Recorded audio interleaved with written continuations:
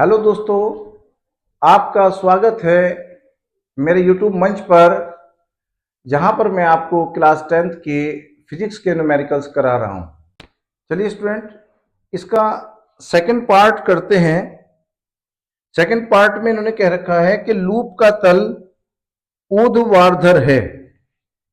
तो यहां लिखते हैं लूप का तल ऊर्ध्वाधर है। ये ऊर्ध्वाधर हो गया। तो अब इस ऊर्ध्वाधर को देखते हैं कि हमारे पास जो कुंडली है या लूप है, लूप दे रखा है इसमें, तो लूप का जो है हमने ये ऊर्ध्वाधर कर दिया इस तरह से। तो ये क्षैतिज है ना, जैसे मैंने क्षैतिज बना रखा है। अब हमने क्या करा है कि लूप का तल ऊर्ध्वाधर कर दिया, तो आप देख सकते हैं कि ये ऊर्ध्वाधर हो गया। तो तल तो ऊर्ध्वाधर हुआ और ये चुंबकीय क्षेत्र B ऊपर की ओर को है और कुंडली के तल पर जो खींचा गया लंब है वो इस साइड में है। और इन दोनों के बीच में अगर आप चेक करते हैं तो 90 डिग्री एंगल बन रहा है कील में, यानी कि कुंडली के तल पर खींचा गया लंब और चुंबकीय क्षेत्र की जो डायरेक्शन है उसमें 90 डिग्री का एंगल बन रहा है। तो इस केस में हमारे पास फार्मूला वही है और इस फार्मूले में हम वैल्यू रखते हैं। बी की वैल्यू हमारे पास आ जाएगी 0.80 और ए की वैल्यू हमारे पास आ जाएगी 200 और कॉस थीटा, तो कॉस ऐसा कैसे लिखा और थीटा की वैल्यू हमने 90 डिग्री लिख दी। और इन दोनों को जो मल्टीप्लाई करा था वो तो निकल करके 160 ही आया था, और जब कॉस 90 डिग्री की वैल्यू हमने रखी तो वो आ गई 0। जैसे आप यहाँ पे देख सकते हैं कि कॉस 90 डिग्री की वैल्यू 0 होती है। तो जब 0 से 160 को मल्टीप्लाई करेंगे तो फिर वो टोटल 0 ही हो जाएगा। तो इस केस में चुंबकीय जो फ्लक्स है वो 0 वेबर हो गया। ये इसका आंसर सेकंड वाले का आया, ये हमने आंसर लिख दिया। ठीक है, पेज नंबर 36 पर क्वेश्चन नंबर 1 करते हैं। तो हम यहां लिखते हैं कि पेज नंबर 36 और इस पर क्वेश्चन नंबर है हमारे पास 1। इसमें क्या दे रखा है, 50 फेरों वाली, यानी कि 50 फेरों वाली एवं 0.5 मीटर स्क्वायर क्षेत्रफल वाली तार की एक कुंडली। तो तार की जो है कॉइल है, कुंडली है, आप देख सकते हैं कि कुंडली को हम इस तरह से बनाते हैं और है ना, और इसमें जो चक्कर है, फेरे जो हैं जिनको टर्न्स बोलते हैं, तो वो दे रखे हैं 50 फेरे, यानी कि नंबर ऑफ टर्न्स जो है इसमें जितने चक्कर हमने काटे हैं तो ये 50 फेरे हैं। और इस कुंडली का जो एरिया है वो एरिया इन्होंने दे रखा है हमें 0.5 मीटर स्क्वायर, 0.5 मीटर स्क्वायर ये एरिया दे दिया। वाली तार की एक कुंडली को 2 गुणा 10 की पावर माइनस के 2 वेबर पर मीटर स्क्वायर के एक समान चुंबकीय क्षेत्र में रखने पर, तो चुंबकीय क्षेत्र की तीव्रता जो है उसको बी बोलते हैं। बी दे रखा है 2 गुणा 10 की पावर माइनस के 2, 2.0 गुणा 10 की पावर माइनस के 2 वेबर पर मीटर स्क्वायर, ये चुंबकीय क्षेत्र की तीव्रता दे दी। अब क्या है, चुंबकीय क्षेत्र में रखने पर कुंडली से संबंध चुंबकीय फ्लक्स कितना होगा। चुंबकीय फ्लक्स को जैसे मैंने बार बार बताया है कि फाई बोलते हैं, तो फाई इज इक्वल टू, ये क्वेश्चन मार्क हमें निकाल करके दिखाना है। यदि कुंडली का तल नंबर 1 लंबवत हो, तो पहले केस में इन्होंने दे रखा है कि कुंडली का तल दे रखा है लंबवत हो, यानी कि परपेंडिकुलर हो। किसके परपेंडिकुलर हो, किसके लंबवत हो, तो ये जो लंबवत होगा कुंडली का तल इस चुंबकीय क्षेत्र की डायरेक्शन के लंबवत होगा। तो हम देखते हैं कि हमारे पास जो एक कॉइल है ये हमने इस तरह से ले रखी है कुंडली, तो तो इस कॉइल को लंबवत रख रखा है, तो लंबवत अगर रखेंगे हम तो आप देख सकते हैं कि कुंडली का जो तल है वो चुंबकीय क्षेत्र के साथ 90 डिग्री का कोण बना रहा है, आप देख सकते हैं। ठीक है, कुंडली का तल तो चुंबकीय क्षेत्र के साथ 90 डिग्री का कोण बना रहा है, मगर कुंडली के तल पर जो खींचा गया लंब है वो चुंबकीय क्षेत्र के साथ 0 डिग्री का कोण बना रहा है। तो यहां पर हमारे पास जो थीटा की वैल्यू हो जाएगी वो 0 डिग्री हो गई। तो हम फार्मूला लिखते हैं phi is equal to B A cos theta. अब ये जो फार्मूला है बी ए कॉस थीटा, ये जब था जब हमारे पास मान लीजिए एक ही चक्कर था, है ना, ये मान लीजिए आपने एक ही चक्कर ले रखा है, और जितने ज्यादा चक्कर आ जाएंगे, मान लीजिए एक से ज्यादा 2 3 4 10 20, है ना, तो उस केस में हम क्या है कि इन चक्करों से और गुणा कर देंगे, चक्करों की जो संख्या है n उससे और गुणा कर देंगे, तो हमारे पास ये फार्मूला जो है n और भी आप इसमें गुणा कर सकते हैं, है ना। तो जितने भी चक्कर आ जाएंगे उन चक्करों से और हम इसकी गुणा कर देंगे, तो हमारे पास फार्मूला ये बना phi is equal to N B A cos theta.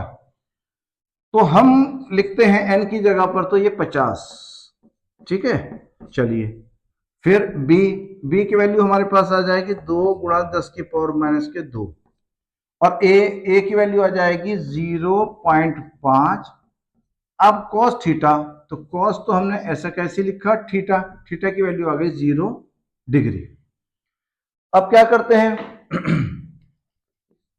इस 50 की तो आप क्या करिए, इस 2 से गुणा कर दीजिए, 50 दूनी 100 गुणा 10 की पावर माइनस के 2 आ गया, 0.5 और आया, और cos 0 डिग्री की वैल्यू यहां आप देख ही सकते हैं कि cos 0 डिग्री की वैल्यू 1 होती है, ठीक है।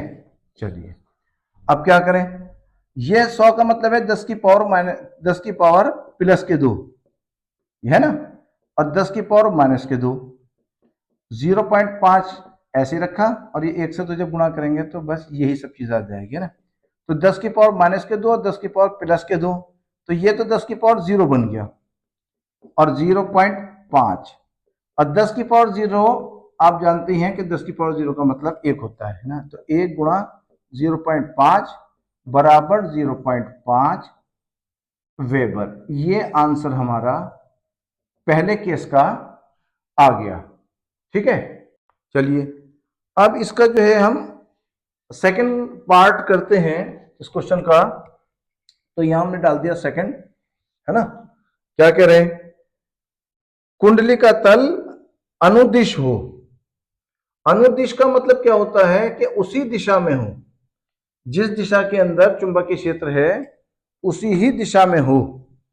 तो मान लीजिए हमारे पास चुंबकीय क्षेत्र तो ये है, और कुंडली का तल आप देख सकते हैं कि वो अनुदिश हो, यानी कि उसी दिशा में हो।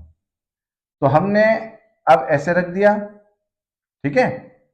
तो जब हम ऐसे रखेंगे तो क्या होगा कि चुंबकीय क्षेत्र की डायरेक्शन तो बी ये हो गई, और कुंडली के तल पर खींचा गया लंब ये हो गया। तो उस केस में इन दोनों के बीच में 90 डिग्री का एंगल बनेगा। तो कुंडली का तल अनुदिश हो, अनुदिश है या हो, है ना, ये हमने हो कर दिया, ठीक है, अनुदिश हो। तो उस केस में थीटा की वैल्यू हमारे पास 90 डिग्री की आ गई। तो अब क्या करते हैं,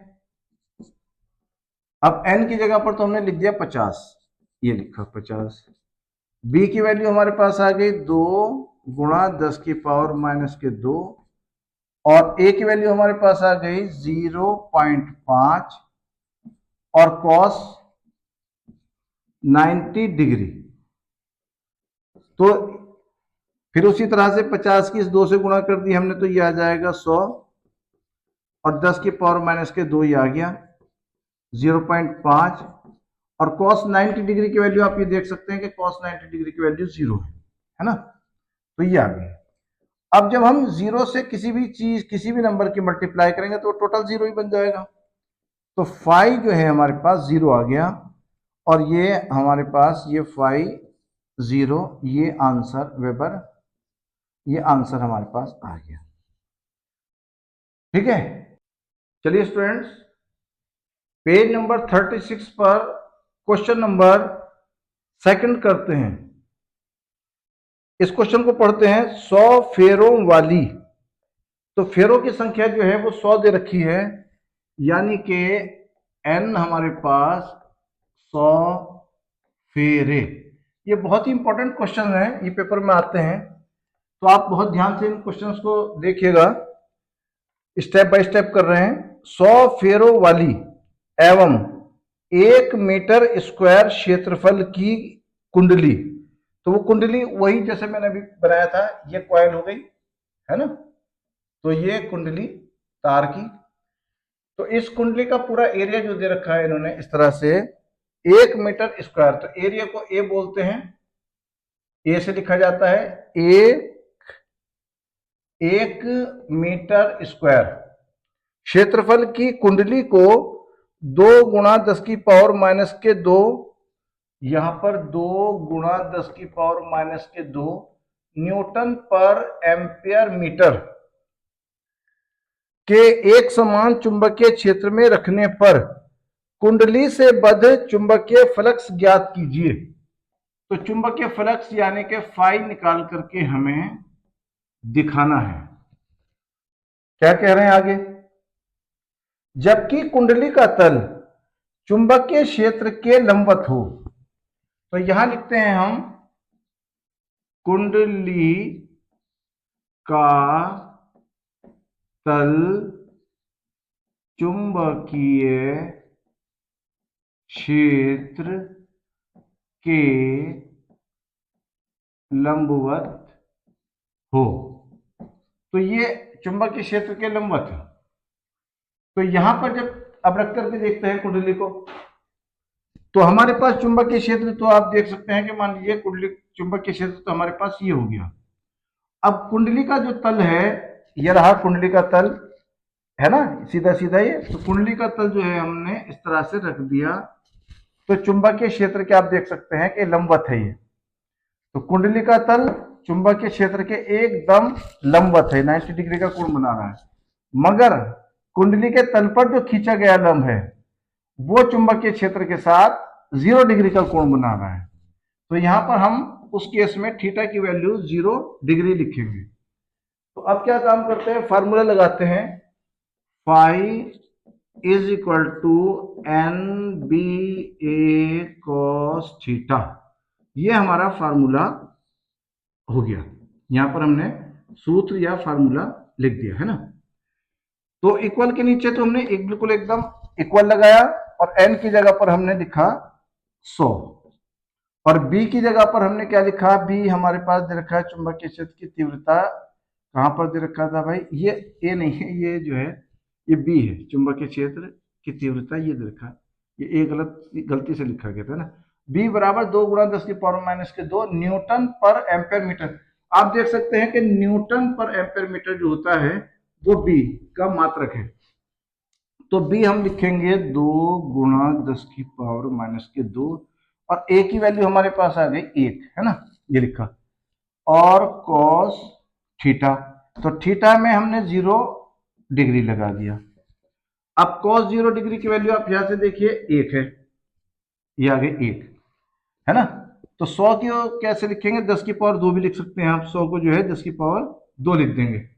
कैसे, 100 का मतलब 10 गुणा 10 होता है, यानी कि 10 की पावर 1 और 10 की पावर 1, तो ये 10 की पावर 2 हो गया। तो 100 को हम 10 की पावर 2 लिख देंगे। तो यह 10 की पावर 2 लिखी, और 2 इंटू 10 की पावर माइनस के 2, और इंटू ये जो cos 0 डिग्री की वैल्यू 1, और एक ये जो है एक इसकी मल्टीप्लाई में चला गया। 10 की पावर प्लस के 2 और 10 की पावर माइनस के 2 ये मिला करके 10 की पावर 0 बन गया, और ये 2 ऐसा ही लिखा था, और ये एक इसकी मल्टीप्लाई में यही चीज आ जाएगी। तो अब 10 की पावर 0 का मतलब क्या हुआ, 1, तो 1 गुणा 2 बराबर हमारे पास 2। तो फाई की वैल्यू हमारे पास, फाई यहाँ पर सब जगह फाई लिख देंगे, है ना, ये लिख दिया फाई। तो फाई बराबर 2 वेबर, ये हमारा आंसर निकल करके ये वाला आ गया। क्लियर है?